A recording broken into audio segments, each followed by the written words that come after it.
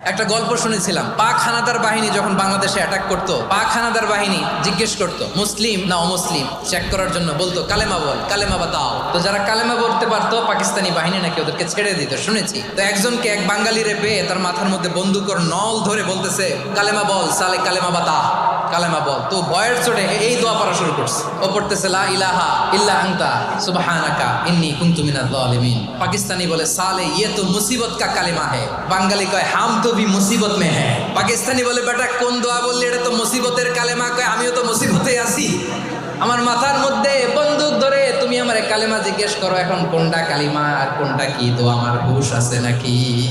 লা ইলাহা ইল্লা আনতা সুবহানাকা ইন্নী কুনতু মিনাজ জালিমিন। বিষ্ণুই বললেন দেয়ালে পিঠ থেকে গেলে, চোখে মুখে অন্ধকার, বাঁচার কোনো উপায় নাই, তখন এই দোয়াটা পড়তে হবে।